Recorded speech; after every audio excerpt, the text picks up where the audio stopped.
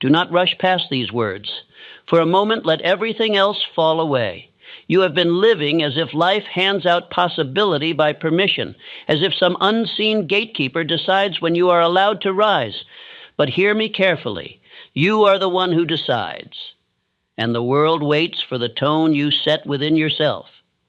There is a reason your greatest desires flicker through your mind at night and return in the quiet hours of the morning. They do not appear to tease you, but to summon you. They do not mock you. They measure you. Every dream you carry has been placed there because you are meant to decide whether it lives or dies. Most men shrink at this truth. They prefer to believe that possibility is external, selective, rare. That fortune chooses a few and ignores the rest. But nothing could be further from the law that governs achievement. Possibility expands for the man who acts as if it already belongs to him. It shrinks for the man who doubts, hesitates, and bargains with fear. Think of the quiet moments in your own life, the mornings when you wished for a different existence, the days when you felt the weight of untapped potential pressing against your ribs. You were not imagining that pressure. You were being reminded that every limitation you cling to was learned, not assigned. And whatever is learned can be unlearned. Before you hear anything more, consider this. If nothing were impossible for you, truly impossible, how differently would you think this very moment? What would you dare to attempt? What would you declare? What would you demand of yourself? Let that question rise like a flame in your mind, for it holds the key to every door you have not yet opened. Stop waiting for proof. Proof is the final stage of faith, not the beginning. You cannot receive confirmation of possibility before you act. The world reveals its resources only to the man who moves. The timid demand evidence before they believe. The strong act as if the evidence were already delivered. The tragedy is not that men aim too high and fail. The tragedy is that they aim low and succeed. You were not built to survive your days. You were built to command them. Yet you have been trained to live cautiously, to keep your dreams in the realm of imagination rather than expression, to wait for a sign instead of becoming the sign. Hear this, you are the cause, not the consequence. When you act as if everything is possible for you, you rearrange your inner world, and your outer world follows like a shadow that cannot disobey its source. For the man who stands with certainty, resources appear, helpers emerge, ideas multiply, the path clears. Not because of magic, but because of law. Let me ask you something. How many times have you silenced a desire before it could take shape?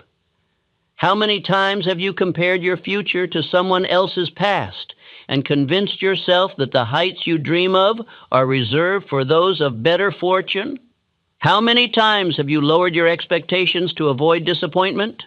Every one of those moments carved a small prison inside your mind. But today that prison's door swings open. Possibility does not belong to the gifted. It belongs to the willing. It belongs to the man who decides that he will walk as though nothing is beyond his reach, because in his inner world it already isn't. The man who acts as if greatness is his birthright attracts the opportunities that prove him correct. When you carry yourself as though you were designed for exceptional outcomes, the world tests you, but it also obeys you.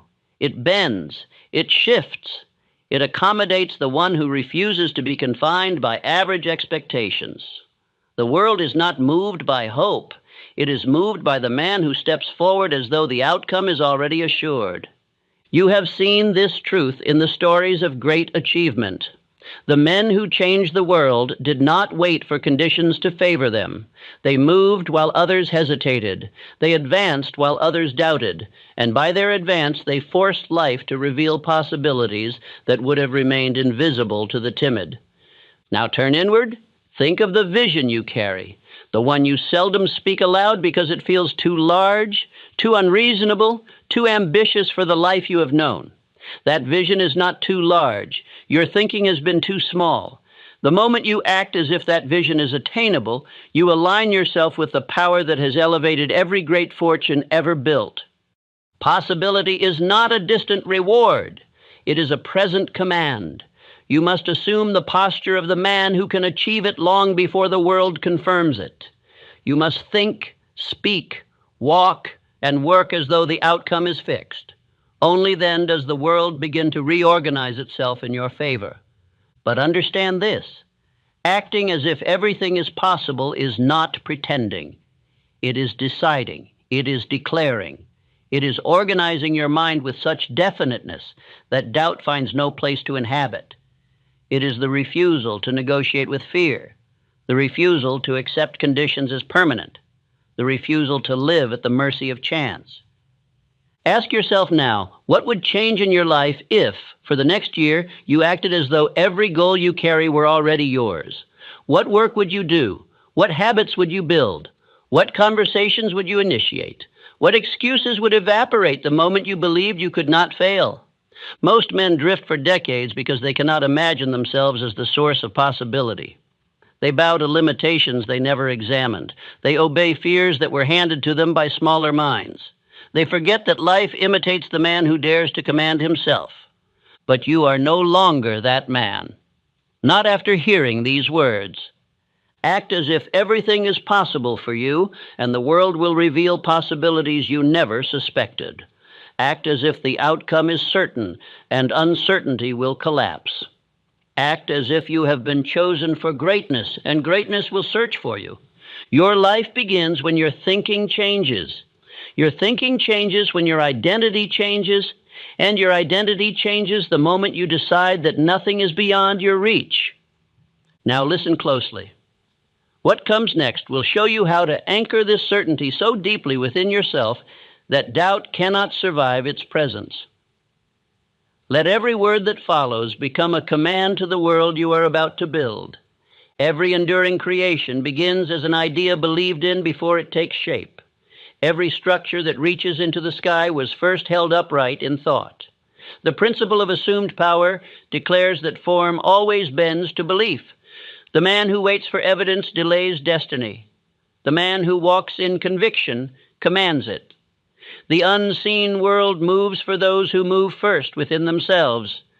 Possibility never appears to the uncertain mind. The timid wait for signs that success is possible. The courageous assume it is already theirs.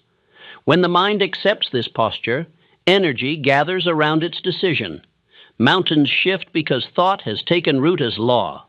Faith is the evidence unseen, the organizing pattern of all that is yet to be built. Before any enterprise stands in stone or steel, it exists as silent architecture in thought. Every empire of commerce was first a private vision. Bridges, machines, fortunes, all were blueprints of conviction drawn in the invisible. To act as if means to think as if first. A thought nursed with certainty becomes an order given to the universe, and the universe obeys. There is no magic in achievement. There is law.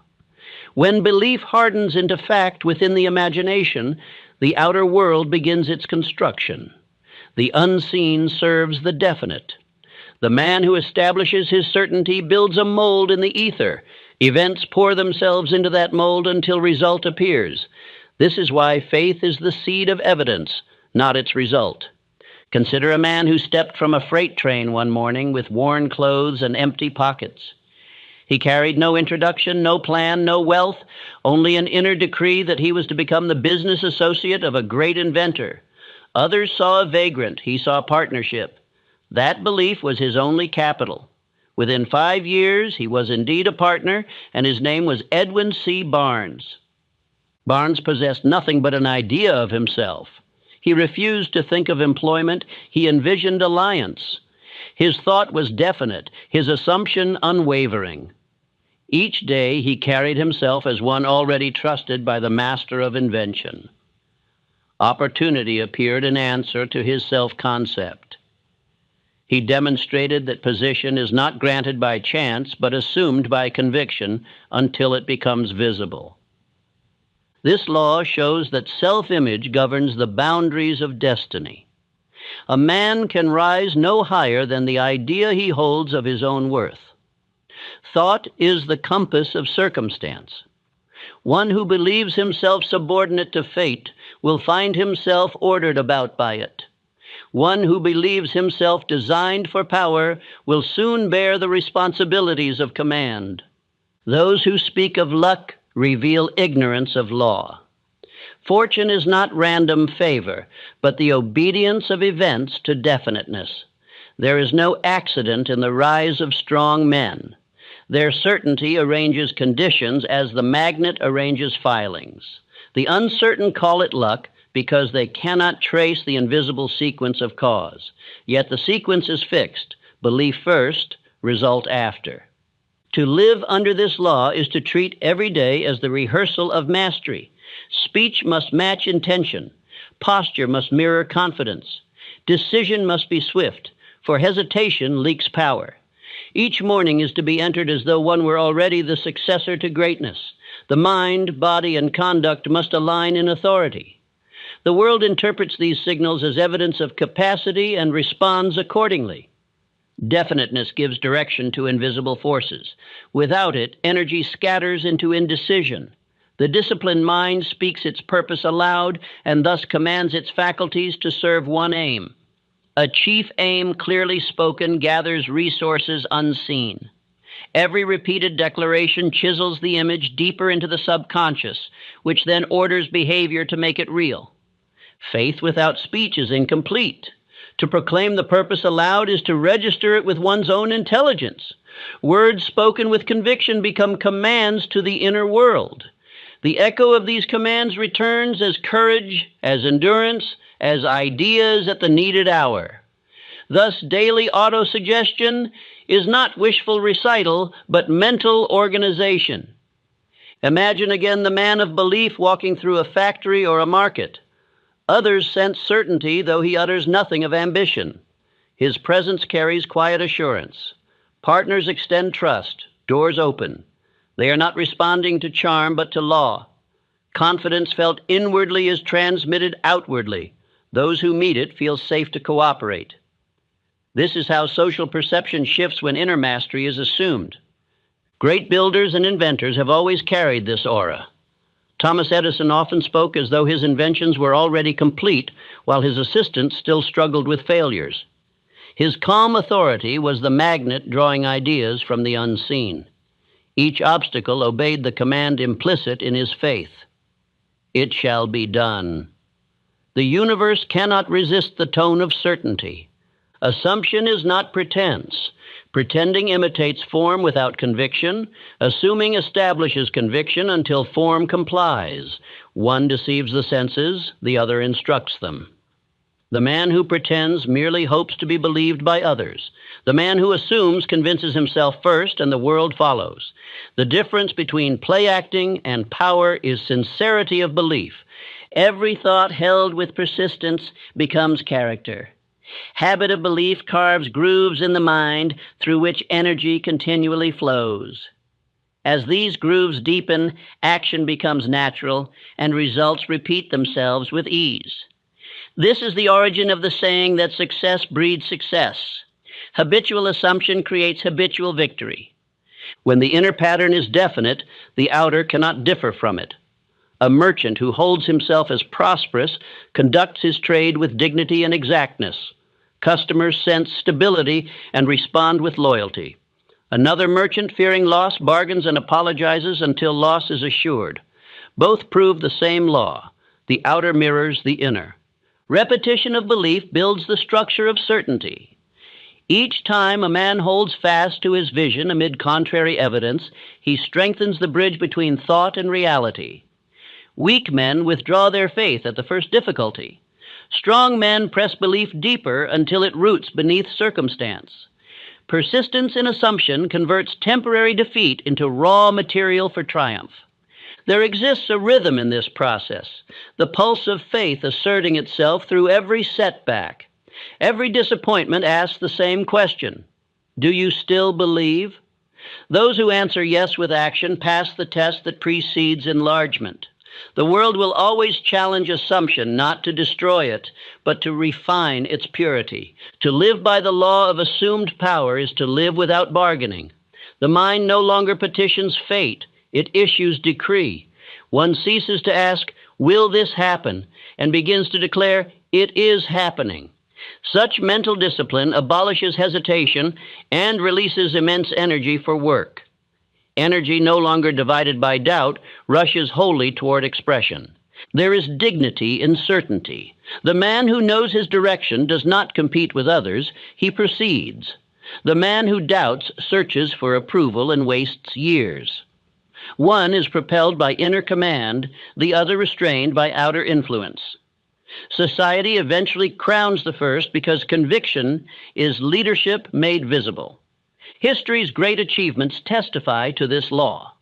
Napoleon Bonaparte, before commanding armies, spoke and walked as one born to command. His belief drew men who recognized themselves in his certainty.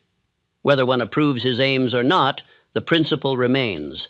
Life bows to the confident assumption of authority. Every man may exercise this same law within his chosen field.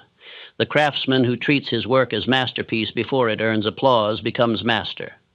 The speaker who believes each word already persuasive finds audiences compelled. The student who acts as if understanding is inevitable learns faster than one who studies with doubt. When assumption is complete, fear has no foothold. Doubt may knock, but it finds no open door. The mind, organized around a definite image, rejects contradiction as a healthy body rejects poison. This mental immunity is faith in maturity. It is the invisible armor worn by all who accomplish the impossible. Let the thought be repeated until it becomes conviction. Power precedes evidence. Success is not achieved and then believed. It is believed and then achieved. The order cannot be reversed.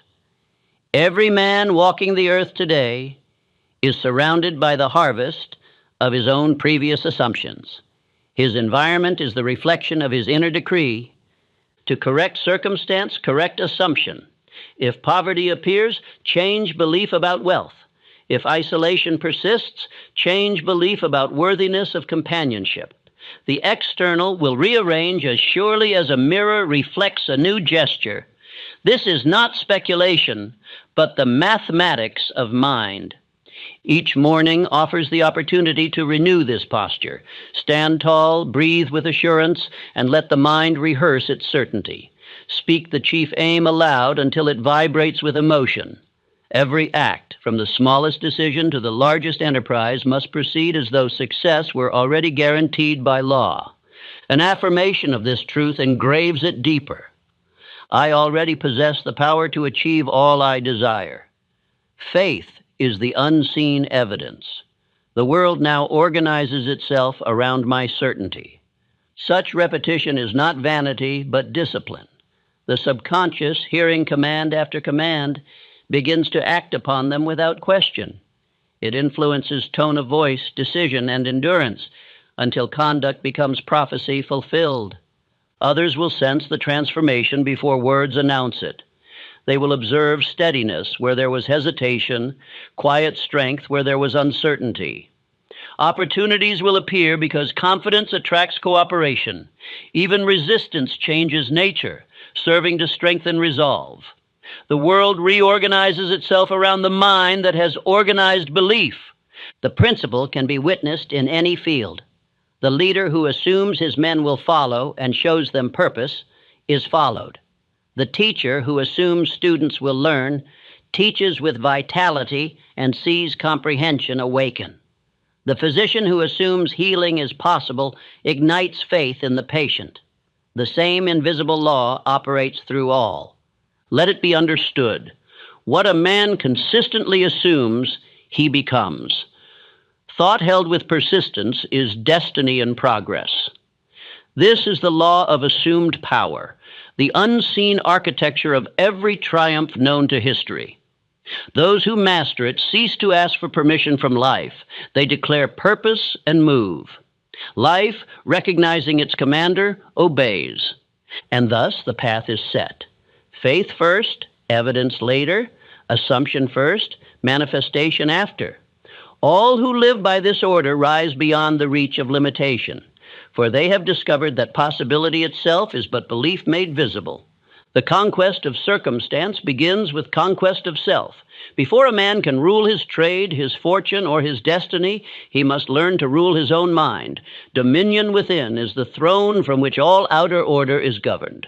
Without this throne, ambition becomes confusion, and talent turns to waste. Self-mastery is the foundation of all achievement that endures.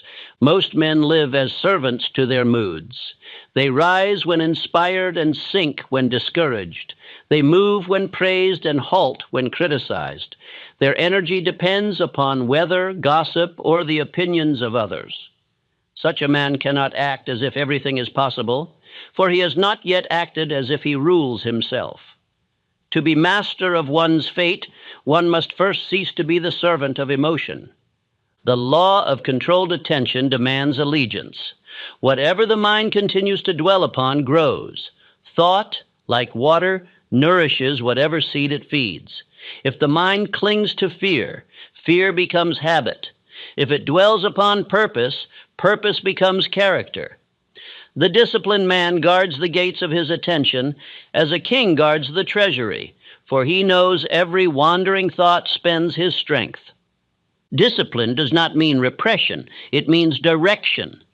The river becomes powerful only when channeled. So it is with the mind. Scattered emotion evaporates. Concentrated emotion drives engines. The man who chooses what he will think and feel and when possesses the rarest of freedoms, the freedom to command himself. There once lived a young mechanic who worked in a dim shop, surrounded by doubt. His fellows mocked the simplicity of his dream, to build a motor vehicle that the ordinary man could afford. They told him it was folly. Even his own engineers later declared that the machine he envisioned could not be built. Yet he replied simply, "Build it anyway." That sentence became a declaration of inner dominion. Years later, the world called him Henry Ford. Ford's secret was not machinery, but mental government. He ruled thought as firmly as he ruled his factories. When others surrendered to the impossibility of design, he remained fixed upon certainty. This calm authority over doubt drew men of skill to him, and their cooperation multiplied his power. Such is the reward of one who governs himself. The world yields to the self-governed. The inner war is fought daily and silently. One part of the mind urges advance, another whispers retreat. Desire longs for greatness. Fear demands safety. These opposing forces exhaust the man who has never established clear command. Dominion begins when the ruler within silences rebellion. Desire, faith, and will must unite under one purpose, moving as a single army toward definite victory. Conflicting desires divide strength. A man who wishes to prosper yet secretly believes wealth to be corrupt has issued two opposite orders to the subconscious. His efforts neutralize themselves. Discipline requires examination of every belief and emotion until all are made loyal to purpose. Only then does thought march in step with action, and success becomes inevitable. Daily conduct is the training ground of dominion. Guard the tongue, for speech is the herald of thought. Idle words betray a wandering mind. Gossip and complaint advertise inner weakness. The self-ruled man speaks only to advance peace, order, and his definite aim. He chooses companions of faith rather than cynicism. He protects imagination from contamination by negative conversation. Imagine a worker among many who labor at molten steel. While others quarrel and shout, this man keeps silent. He listens, decides swiftly, performs calmly, and refuses to be drawn into quarrels. Months pass, and his supervisors notice that confusion vanishes when he is near. Confidence surrounds him. In time, he is chosen to direct the very men who once mocked him. Thus, a quiet laborer became Charles M. Schwab, commanding the empire of steel. Such transformation follows every act of self-control. Calmness is more than virtue. It is signal of mastery. Employers, investors, and partners instinctively trust the man who remains composed under pressure. His poise assures them that he can bear responsibility. The nervous and excitable repel opportunity, for opportunity seeks steadiness. Dominion, once established, communicates itself without speech.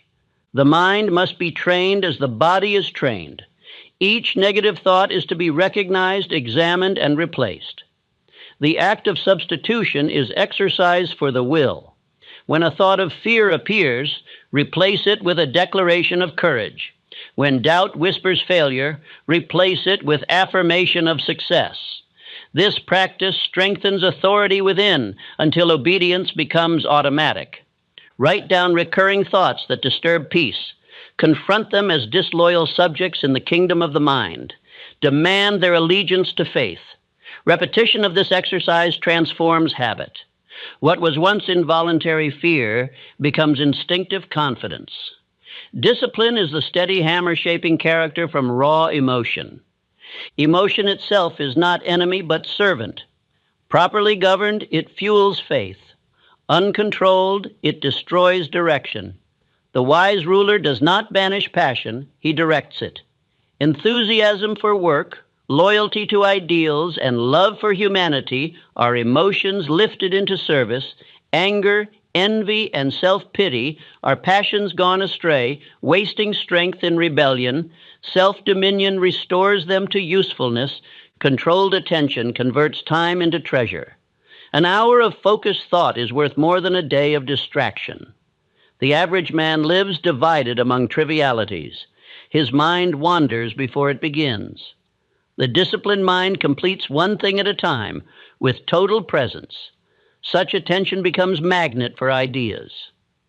Infinite intelligence reveals its secrets only to minds that listen wholly. The habit of order must extend beyond thought into environment. Surroundings reflect the inner state.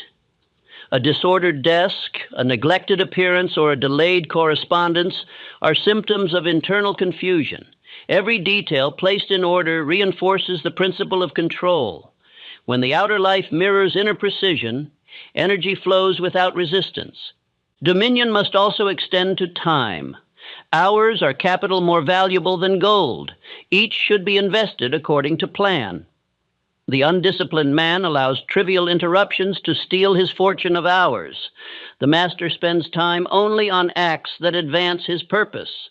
He understands that time is life in motion, and he guards it as treasure. From this discipline arises a tranquil confidence that cannot be feigned. Others may not understand its cause, yet they feel it. In meeting the self-governed man, they sense that no crisis could shake his equilibrium. His word carries weight because he speaks from order, not impulse. People naturally entrust leadership to him, for leadership is but visible dominion. Self-discipline and faith are allies. Each sustains the other. Faith without discipline drifts into fantasy. Discipline without faith becomes mechanical. Together, they form the perfect balance of vision and control. The man who combines them is unstoppable, for he possesses both inspiration and endurance. Consider again the mechanic who became an industrial monarch. He met ridicule, shortage of money, and failure of parts. Yet never once did he permit the vision to waver. His imagination ruled the conditions, not the reverse. He acted each day as though success were already established. Such is the fruit of discipline joined with faith, persistence that no obstacle can exhaust. There exists a silent authority that emanates from self-rule. It is not loud nor boastful. It is the calm assurance that whatever must be done can be done. This authority is felt by subordinates and superiors alike. It invites confidence and commands respect. The disciplined mind becomes a living demonstration of order, inspiring the same in others. To cultivate dominion, begin each morning with mental rehearsal. Before engaging the world, set intention for conduct. Decide how the mind shall respond to events, what emotion shall dominate, what words shall be spoken. This forethought becomes armor against confusion. The day that begins with direction ends with accomplishment. The exercise of dominion continues even in solitude. When the world is silent, the inner court must still be governed. Meditation upon purpose, gratitude for progress, and calm review of action strengthen the bond between ruler and realm. Neglect of this inner counsel allows the old habits of chaos to return. The greatest men in history have displayed serenity amidst storms. Lincoln, beset by war and criticism, retained humor and patience.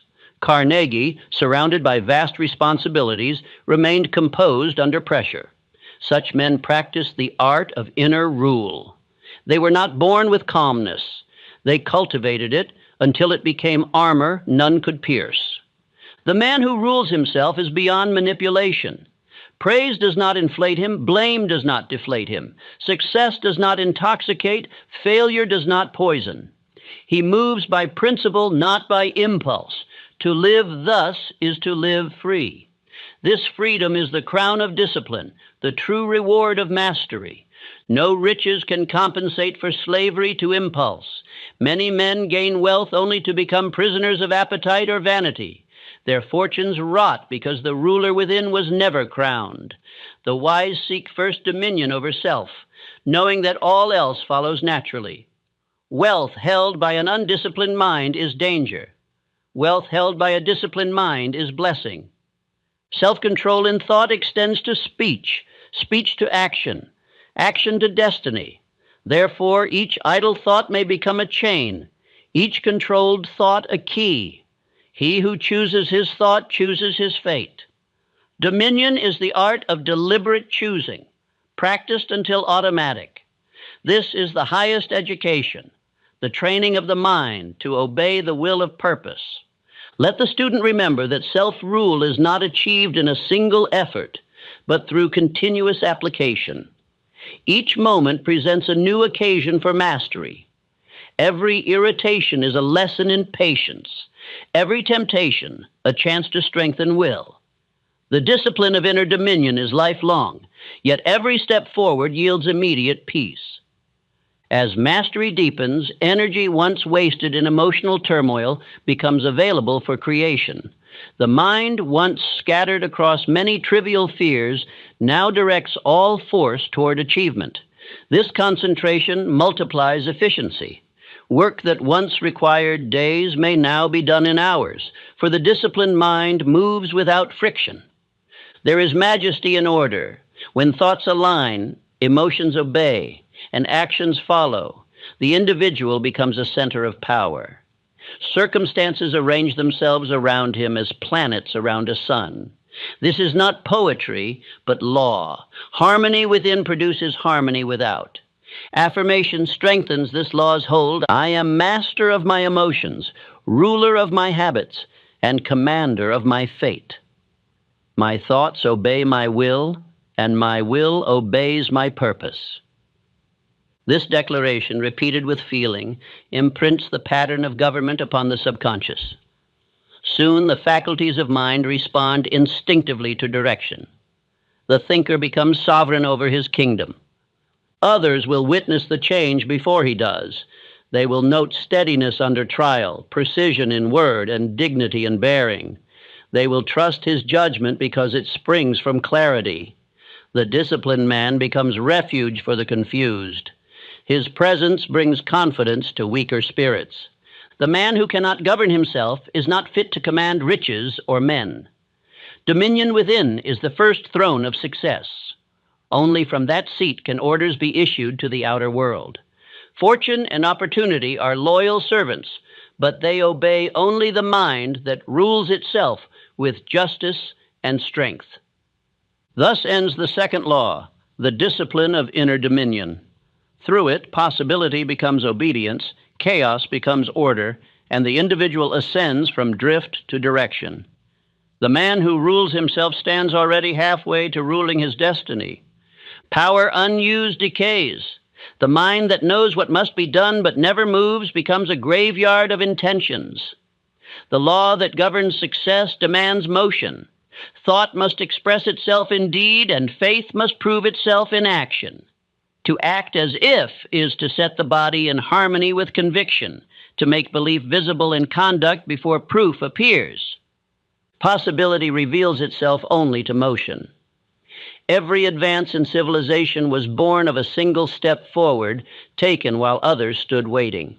The act of movement, no matter how small, creates a current that gathers strength.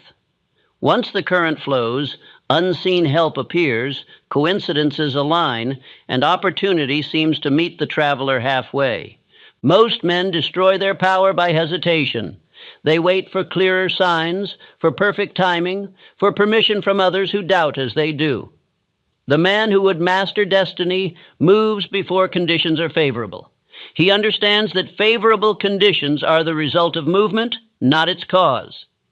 The law of certain movement declares that action is the proof of faith. When thought and movement combine, miracles of progress unfold. Consider a young preacher with a vision of building a college where poor youth could receive higher education. He had no funds, no backers, not even the land upon which to build. Yet he resolved to speak publicly of his purpose, declaring he would obtain $1 million for that institution. Within a week, a wealthy benefactor stepped forward, saying, "I believe in your purpose. Here is the money." Thus, Dr. Frank W. Gonzalez discovered that action made faith tangible.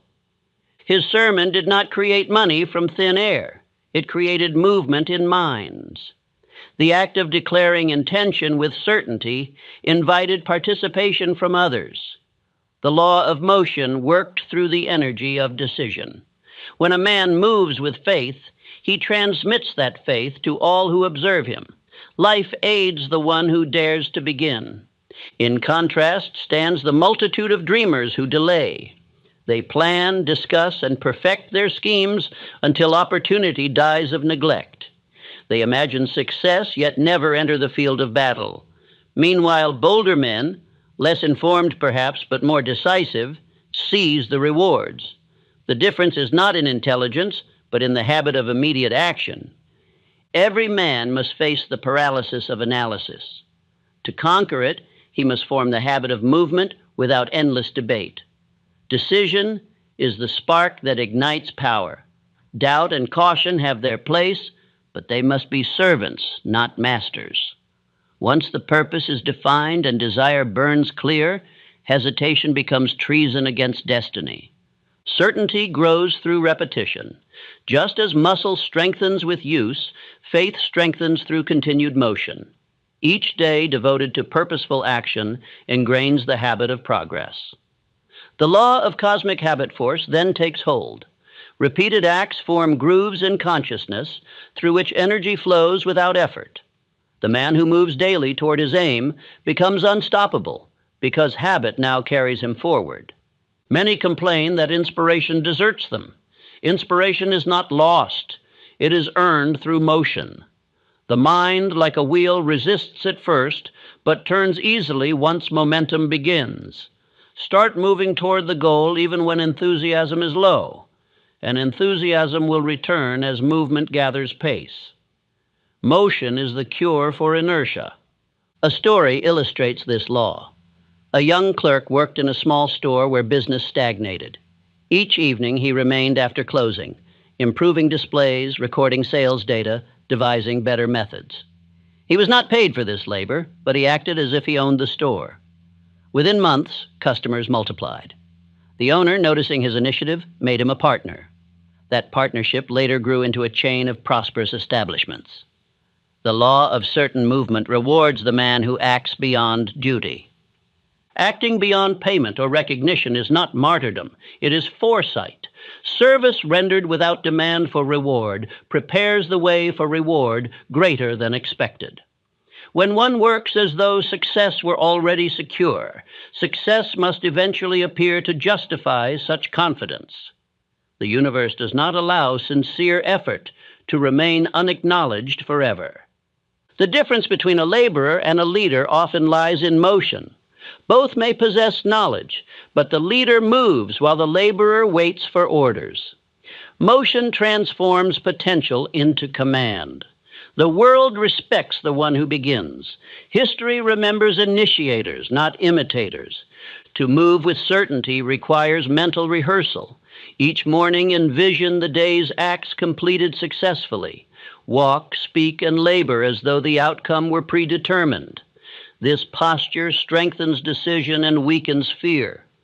The body becomes an instrument of faith, broadcasting conviction to the environment. Every step forward shortens the road of uncertainty. Action clarifies what thought alone cannot. The man who begins, though imperfectly, discovers through experience what improvement requires. Meanwhile, the thinker who waits for perfect conditions learns nothing. Knowledge grows through engagement, not speculation. There is a rhythm to persistence. The same act repeated with purpose does not dull, but sharpens ability. A blacksmith strikes the same spot again and again until iron yields. Likewise, daily repetition of decisive acts bends circumstance to will. Repetition is not monotony. It is mastery through rhythm. Habit of movement also conquers fear. Fear thrives in stillness. It starves in action. When attention is fixed on performing a definite task, the mind has no room for anxious imaginings. Courage grows each time movement replaces paralysis. Confidence is not the absence of fear, but the domination of fear through repeated motion. Faith that never moves remains self-deception. True faith demands expression. Every decision unacted upon weakens belief, while every action taken strengthens it. The man who moves with purpose need not see the entire path. He trusts that the next step will appear as he advances. The light of faith shines only upon the step directly before the foot. The same law governs all enterprises.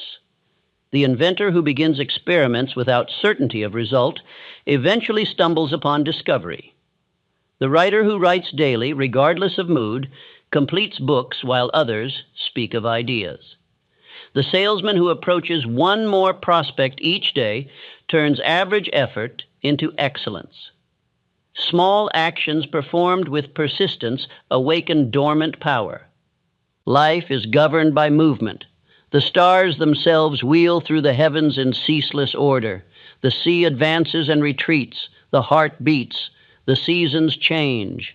Everything alive obeys rhythm. Stagnation is death. The man who aligns his habits with life's rhythm becomes part of its creative flow. The law of quick decision amplifies power. Great leaders decide firmly and seldom change except when new facts demand it. Indecision breeds inner conflict and exhausts energy. A definite decision unites all faculties of the mind toward one purpose. From that unity arises strength. A single decision has turned many destinies. When a young man resolved to stop accepting excuses for delay, he found himself suddenly promoted. When another resolved to save 1/10 of every dollar, he escaped debt forever. Each decision, acted upon at once, becomes a new law governing future behavior. Decision is the parent of progress. The world honors the man who acts. When others see unshakable purpose expressed through work, they respond with support and respect. Investors back him, friends assist him, even adversaries acknowledge his determination. Action radiates authority. The man who moves as though success were certain commands attention from the timid who secretly wish they had his courage. Movement generates knowledge of its own. Plans improve only after execution begins. The architect refines design while building. The merchant adjusts strategy while selling. Waiting for perfect clarity before acting is like waiting for calm seas before learning to sail. The skill develops only through participation in the waves. To adopt this law, begin with small, deliberate acts of purpose. Complete every promise made to oneself, however trivial. Finish the letter left unwritten, the plan left half begun. Each completion builds momentum. The smallest finished task releases more confidence than the grandest unfulfilled intention. Persistence converts temporary defeat into victory. When setbacks arise, maintain motion even if progress seems invisible. Often the obstacle is not blocking the path, but shaping strength for the next ascent. The man who keeps moving transforms resistance into resource. Failure becomes fertilizer for future growth when digested by continued effort. Many of history's triumphs were preceded by a series of apparent defeats. The difference between the ordinary and the extraordinary lies in persistence beyond the first discouragement. The habit of certain movement forbids surrender. Each morning reaffirm the principle of motion. Each day I move with purpose. My action confirms my faith. I work as though success were already secure, and it becomes so. Repeat this declaration until movement becomes instinctive. The subconscious mind, trained by repetition, propels action even when enthusiasm falters. Momentum then carries the worker forward as the current carries the ship once sails are set. Consider the mason laying bricks for a cathedral he may never see completed. Each brick seems insignificant, yet taken together they form monument and legacy. So it is with daily effort. Every task performed with certainty contributes to structure unseen until suddenly achievement stands complete. The perception of others changes as this habit matures. The man of action becomes a magnet. Leaders seek his counsel. Opportunities cluster around him. His reliability is known. His word becomes bond. The idle admire him, though they seldom admit it. The universe, observing his steadiness, entrusts him with larger responsibilities. Some imagine repetition dulls the spirit, but it sharpens it. Mastery is repetition perfected. The musician plays scales until they sing unconsciously. The craftsman repeats strokes until his hand moves like nature itself. So too the achiever repeats decisive acts until success becomes as natural as breathing. Motion demands rest at intervals, yet even rest can serve purpose. True rest is not idleness but renewal, a deliberate pause to regain rhythm. The law of movement does not forbid stillness. It forbids stagnation. There is a difference between resting to gather strength and ceasing out of fear. The rhythm of faith resembles the beating heart, contraction and expansion, work and renewal. The wise learn to move in harmony with this rhythm, trusting that persistence, not haste, completes every creation. Continuous forward direction, even at modest speed, accomplishes more than frantic spurts followed by discouragement. Every step forward carries invisible authority. Each act of certainty impresses the subconscious with the message, I am a finisher. Over time, this belief shapes identity. The man who once doubted now sees himself as one who completes. His entire bearing changes. Procrastination loses hold. Many ask for motivation before acting. They misunderstand the law. Motivation comes after motion, not before. Inspiration follows participation. Begin, and the fire returns. The athlete warms himself through movement, not contemplation. Likewise, achievement ignites once effort begins. The universe seems to reserve its richest rewards for those who take the first step without guarantee. The moment a man acts with faith, unseen forces align. He meets the right person, hears the right idea, stumbles upon the needed resource. What the world calls coincidence is merely the visible effect of invisible coordination responding to movement. Those who refuse to move remain surrounded by possibilities they never see. Opportunity hides from the motionless, for it respects energy. The man who acts, even clumsily, stirs life itself. His mistakes teach. His experiments reveal. His failures direct. Movement, not meditation alone, unlocks wisdom. The habit of certain movement liberates from regret. Action leaves no room for if only. Each day fully used closes with satisfaction. The disciplined actor sleeps in peace, knowing he has met life's demand for motion. The idle drift into restless dreams, haunted by the specter of what might have been. In all endeavors, remember this: results belong to the mover, not the waiter. The universe rewards the worker who acts in harmony with faith. Thought gives direction. Movement gives substance. Without motion, thought decays into fantasy. Without thought, motion becomes chaos. The union of the two creates power. Thus the law stands proven through experience and history alike. Act as if success is certain. and success grows certain by obedience to that assumption. The habit of motion born of faith transforms potential into reality. The man who continues moving despite delay or doubt will one day look back to find that every obstacle was only a milestone marking progress. And when that day comes, he will understand that faith was never meant to stand still. It was meant to walk. No man ever rises in complete isolation. The mind that assumes it can prosper alone denies the very law by which all creation operates. Nature itself is a symphony of cooperation. Root with soil, bee with flower, sun with earth. The law that sustains a seed through the seasons is the same that sustains success through the union of harmonious minds. This is the science of invisible alliance. Invisible alliance is more than companionship. It is the joining of energies toward a definite aim until a power greater than either individual is born. When two or more minds blend in perfect understanding, a third mind arises, the mastermind, through which infinite intelligence expresses itself. This is not poetry, but scientific law. Mental vibration multiplies when harmonized. Andrew Carnegie mastered this law better than any man of his generation. He began not as an iron lord, but as a telegraph boy with a single belief that cooperation could outproduce competition. He gathered around him men of knowledge, engineers, organizers, and salesmen. He sought not to know everything, but to unite those who knew.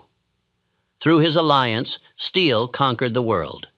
His secret was not metal, but minds in agreement. The unseen power behind such cooperation cannot be weighed or measured, yet it reveals itself in results.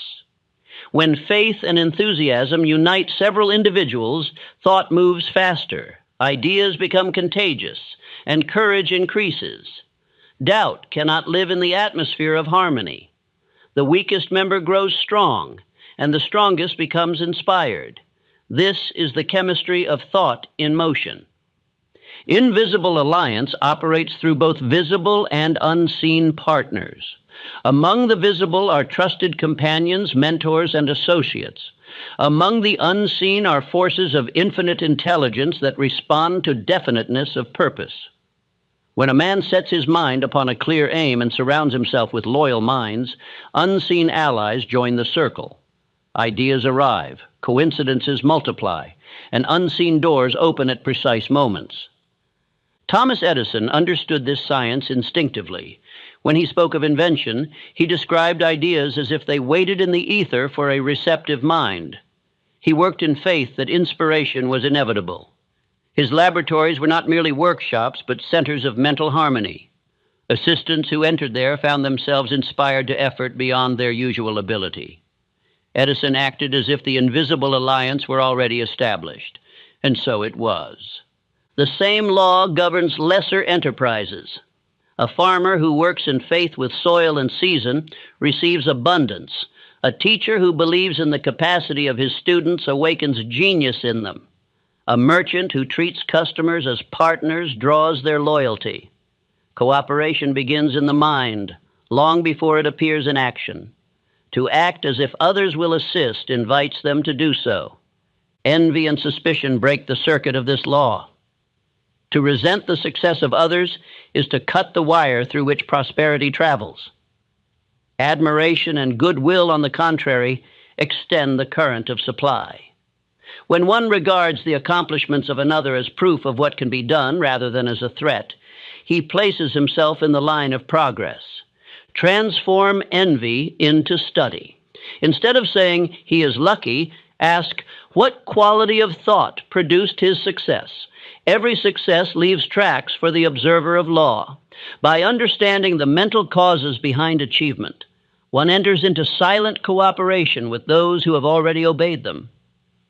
Study is invisible apprenticeship. Invisible alliance also includes the partnership between conscious thought and the subconscious mind.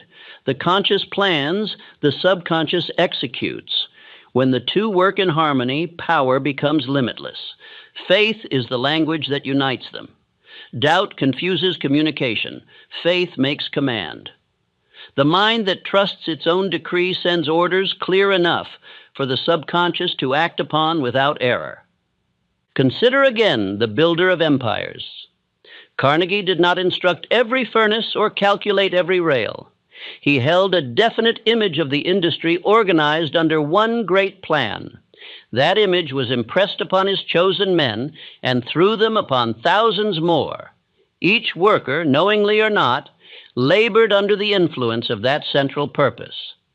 Invisible Alliance had multiplied one vision into countless acts of cooperation.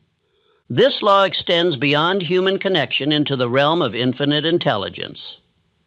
There exists a universal mind from which every thought, idea, and plan proceeds. The definite purpose acts as a key that opens contact with this higher intelligence. When thought is clear, motive pure, and will steady, ideas of tremendous value flash into the conscious mind seemingly from nowhere. Yet they come from the one source of all ideas.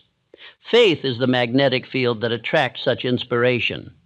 A doubtful mind repels it. Infinite intelligence requires belief as the channel of communication. The man who works in expectation of guidance receives it. The man who labors in fear closes the gate. Faith tunes the mental instrument to the frequency of wisdom. All progress in art, invention, and leadership has been the result of such tuning.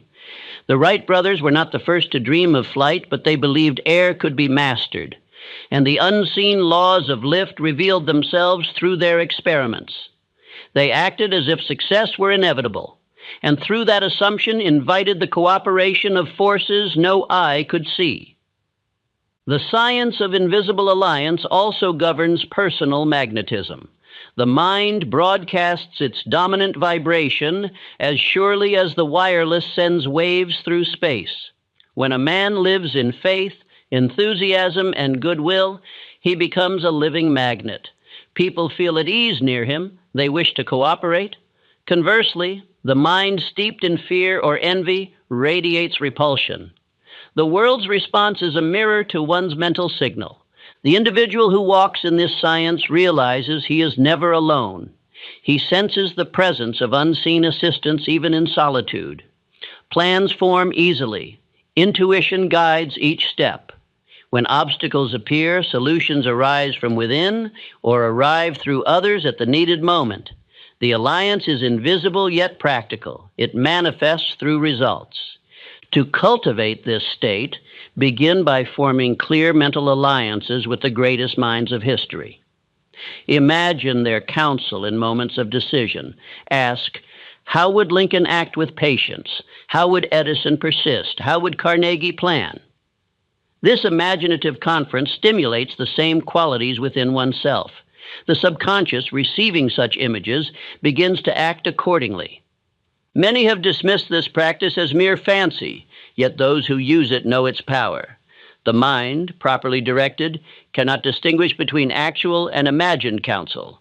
It obeys the pattern impressed upon it.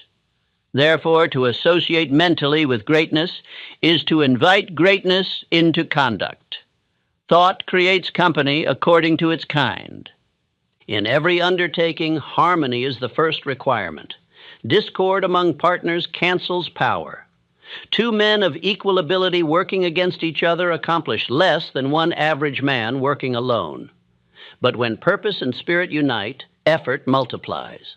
A chain is only as strong as its weakest link, and the same is true of any alliance of minds. To maintain harmony, motives must be clear. Greed, jealousy, or vanity poison cooperation. Service, faith, and loyalty purify it. The leader who inspires devotion does so by sincere interest in the welfare of others. His associates feel his goodwill and respond with the same. Invisible alliance cannot function through pretense. It demands sincerity. There is a higher aspect of this law, communion with infinite intelligence through silence. In quiet meditation upon one's definite purpose, the mind receives impressions, hunches, and flashes of understanding. These are messages from the universal source of ideas. The disciplined thinker records them, acts upon them, and gives thanks. Gratitude keeps the channel open. The man who studies this science soon discovers that ideas themselves seek expression through those who believe in them. Each new plan or invention is a living seed desiring manifestation. It selects its instrument, the mind most prepared by faith and definiteness. By acting as if assistance is already granted, one becomes eligible to receive these ideas. Doubt disqualifies, belief qualifies. Affirm daily the principle of alliance. I am never alone in my work.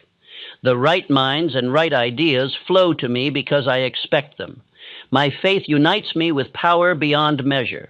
Such affirmation reorganizes the mental attitude from isolation to participation in the universe of minds. Gradually, the individual begins to notice evidence of cooperation everywhere. Conversations bring insight. Books open to the needed page. Chance meetings deliver opportunities. Nothing is accidental to the man who lives by this law. Even adversity becomes a partner in disguise. Temporary defeat often forces the discovery of greater methods. When plans fail, the invisible alliance has not deserted. It is redirecting. The wise recognize this correction and adjust without resentment. Trust converts misfortune into miracle. There was once a young salesman who approached his work with constant fear of rejection. His results were poor because clients sensed his anxiety. One day he resolved to change approach. Before each visit, he pictured every customer as friendly and willing, as though goodwill already existed. Within weeks, his sales tripled. Acting as if harmony existed produced harmony. Thought changed relation. Relation changed result. The same principle lifts leaders above mediocrity. Those who assume cooperation receive it. Those who expect opposition invite it. The mind's expectancy molds experience. To believe in assistance is to command it. Life becomes a network of allies, waiting to serve definite purpose.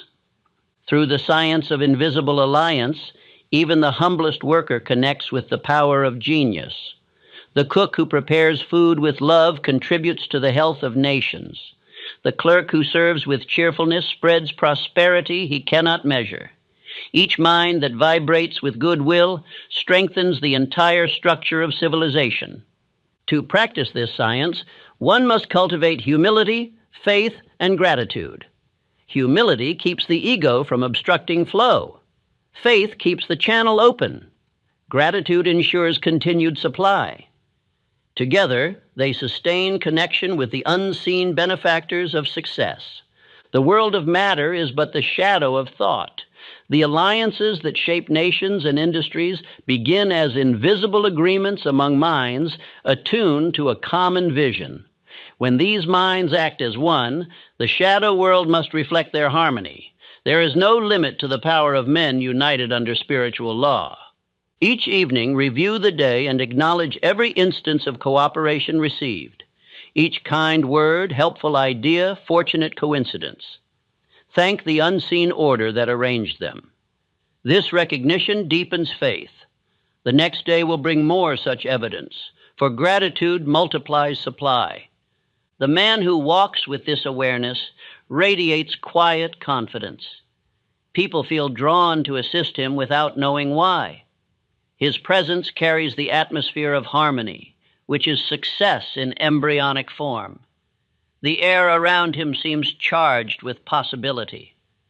This is the mark of one who understands the science of invisible alliance.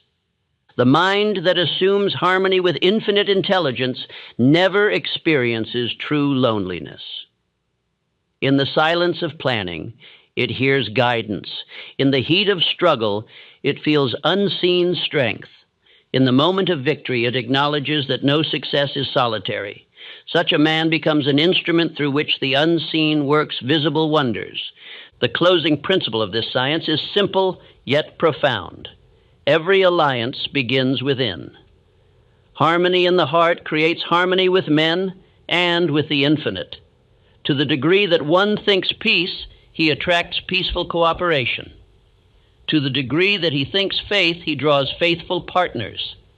To the degree that he thinks abundance, he joins the company of abundance. Thus the science of invisible alliance stands proven.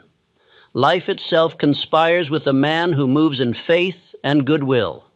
His friends seen and unseen multiply, his plans mature, his path clears. He is never alone, for he has entered partnership with the highest intelligence and the noblest minds of time.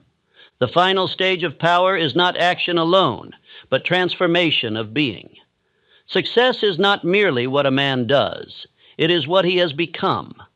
The law of fulfilled identity teaches that every result flows from identity accepted in thought. One cannot rise above the image held within. The outer world is nothing but the echo of self-concept spoken daily through conduct, feeling, and faith. All growth follows one rhythm. Becoming precedes receiving. A tree becomes before it bears. A man becomes before he possesses. Every goal, every dream, every vision waits not for effort, but for alignment between inner belief and outer act.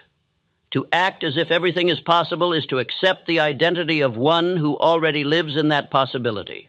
A poor farmer may dream of wealth, yet think as a pauper. His effort becomes drudgery. Another may still be poor in circumstance, but rich in conviction. His conduct carries the air of future prosperity. In time, conditions yield to the second man, not the first. The world does not pay for labor, it pays for consciousness expressed through labor. When thought, word, and deed are joined in one conviction, the individual becomes an irresistible force.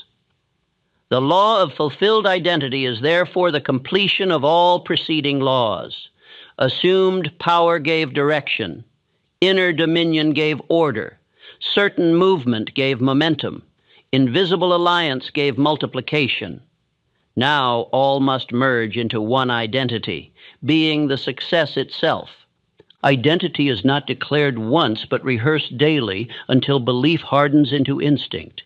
Each repetition of purpose, each act of faith, each victory over doubt is a stroke carving the statue of character. The man who repeats, "I am success in progress," is not deceiving himself. He is instructing the subconscious to build that pattern into reality. A profound illustration rests within the story of a child born without the ability to hear. The world pitied him. Physicians declared the condition hopeless. Yet his father refused to accept limitation. Instead of teaching resignation, he taught possibility. He spoke to the boy's faith, telling him repeatedly that he possessed a marvelous inner power through which he could one day hear. The boy believed. He learned to read lips, to feel vibrations, and later, through inventive aid, to hear music and speech. That boy was Blair Hill. His triumph over silence was not miracle. It was identity fulfilled through faith. Every limitation begins as self-definition. The mind quietly whispers, "I am not enough," and the body obeys with fatigue, hesitation, and small results. Replace that definition with certainty. I am capable, deserving, and guided. An energy rushes to meet the command. The subconscious does not argue. It creates according to the pattern impressed upon it. Identity is therefore destiny. As a seed contains the complete design of the oak, so every thought of self contains the blueprint of life's unfolding. The seed does not strain to grow. It expands naturally into the form predetermined within. Likewise, the man who assumes greatness within unfolds it without struggle. Effort becomes expression rather than strain. The world honors those who seem unshaken by circumstance because they live from inner completion rather than external dependence. They do not perform success, they embody it. Their speech carries certainty, their eyes reflect assurance, and their presence reminds others of their own potential.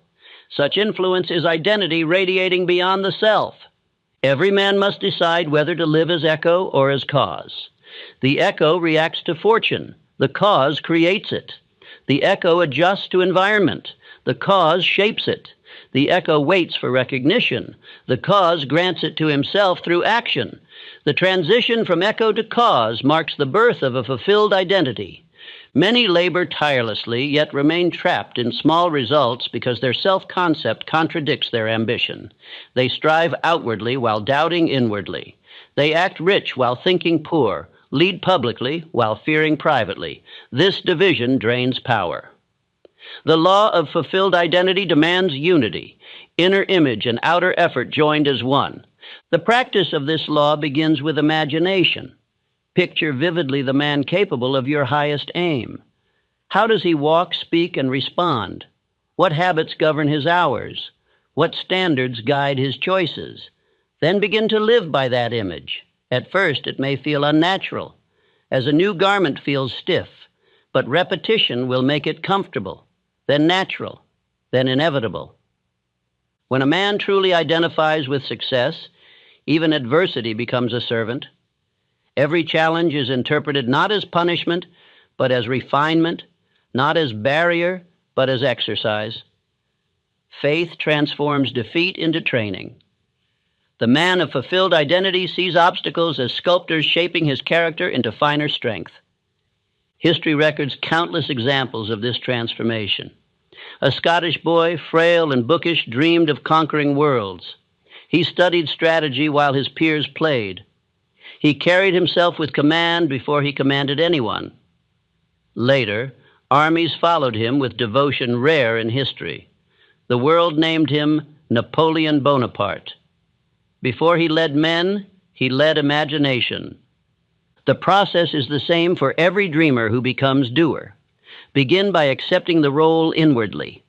The student who behaves as scholar becomes one. The clerk who works as executive prepares the seat he will one day occupy. The artist who paints as if his work already influences nations soon will. The world aligns with identity fixed through conviction. Daily autosuggestion is the tool by which identity solidifies. Speak aloud with emotion. I am the cause of every effect I desire. I already am the man who succeeds.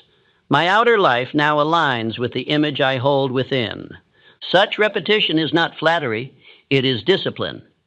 Every statement spoken with feeling writes a line upon the subconscious. Eventually, these lines compose a new autobiography. Gratitude accelerates the process. To thank life for blessings not yet visible is to declare them already yours. Gratitude is the language of completion. The man who thanks before receiving demonstrates faith perfect enough to close the circuit between thought and manifestation. Infinite intelligence recognizes gratitude as the final seal upon belief. Act now for 90 days as though every goal were already achieved. Dress with dignity, speak with conviction, plan with assurance. Let no complaint escape the tongue. Record progress nightly, not to measure distance from the goal, but to confirm closeness to identity. Within those days, the habit of fulfilled living will begin to take root, and results will start to reflect the new self. Others will notice change first. They will sense assurance where uncertainty once lingered. Some will respond with admiration, others with confusion, for the world always reacts to transformation. Yet persistence in the new identity will silence resistance. Eventually, environment conforms as surely as shadow to shape. The man who once begged for opportunity now attracts it. Employers, friends, and investors feel his steadiness and wish to partake of it. They cannot explain why, but they trust him. Authority flows from him naturally because certainty is the soul of leadership. He no longer seeks approval. He grants it through competence and vision. Repetition of right thought forms new neural pathways within the brain. But more than physiology is involved, it awakens the law of cosmic habit force, which hardens patterns of thought into permanent tendencies. What begins as conscious effort becomes unconscious nature. Just as a child learns to walk until walking requires no thought, a man learns success until success becomes instinct. The transformation may seem slow, but it is sure. One day the individual awakens to find fear no longer familiar, hesitation foreign, and doubt irrelevant. The new identity, fully formed, rejects the old reflexes as a grown tree rejects the shell of its seed. There is no struggle in this. The new self simply lives according to law. Consider the inventor who spent years refining a mechanism most deemed impractical. He imagined daily a world transformed by his device. He endured poverty, ridicule, and failure, yet his identity as creator never wavered. When at last success came, the world hailed him as a genius named Alexander Graham Bell. He had lived for years as the man who had already succeeded. His invention merely caught up to his conviction. Fulfilled identity does not require arrogance. True assurance is quiet, serene, and generous. The man certain of his worth feels no need to prove it by force. His calm becomes a shelter for others, his confidence an invitation to growth. Power without humility decays. Power joined with humility endures. To remain grounded, remember that every identity is sustained through service. Wealth, fame, or authority unconnected to usefulness collapse. The man who sees himself as benefactor of many finds purpose deep enough to justify every blessing. His identity becomes larger than self. It becomes instrument of progress. This law also refines perception of time. The man who lives from fulfillment no longer hurries. He understands that results appear at appointed seasons. He works diligently but without strain, knowing the harvest obeys its own rhythm. Impatience belongs to those who doubt completion. Peace belongs to those who already feel it. Fulfilled identity also transforms relationships. The confident attract the confident. When one walks as though guided by divine purpose, others feel safe in that presence. Trust and respect grow effortlessly. Even those of lesser faith borrow courage from the one who carries it. Influence flows naturally to the self-assured. Let not temporary setbacks persuade against this law. Identity once accepted cannot be annulled by circumstance any more than daylight can be banished by a passing cloud. Continue to think, speak, and act from the higher self. In time, the storm clears, and the true outline of destiny appears brighter for the contrast. When fatigue or doubt whispers, return to affirmation and gratitude. Repeat silently, I live already in the success I seek. Then act from that conviction. Movement performed in this state renews energy rather than depleting it, for identity fuels perseverance. The man who knows who he is never tires of expression. The closing proof of this law lies in its fruits. Those who live by it develop serenity beyond understanding. Material gain may fluctuate, yet inner richness remains constant. They no longer chase results, they radiate them. Every word, gesture, and deed carries the authority of completion. They have become the living embodiment of the truth that nothing is beyond reach. At this summit of understanding, the chain of laws completes itself. Assumed power began the march with belief. Inner dominion trained the troops of thought. Certain movement carried them through battle. Invisible alliance supplied reinforcement. Fulfilled identity raises the standard of victory and proclaims that the kingdom has come within. Nothing more is required. The man who becomes his desire has already won. He walks not toward success, but from it. He speaks not of possibility, but of certainty. His faith has matured into fact, his dream into law, his thought into being. The world follows his example as water follows the shape of its vessel. Let this proclamation close the journey. Nothing is beyond the reach of the man who becomes his desire in thought, word, and act. He does not wait for proof. He is the proof. His every breath testifies to the eternal decree of success, that the image held within determines the world without. Such is the law of fulfilled identity, the final command of mind over matter, the crowning revelation of faith, and the living evidence that to act as if everything is possible is to awaken to the truth that indeed nothing is beyond your reach.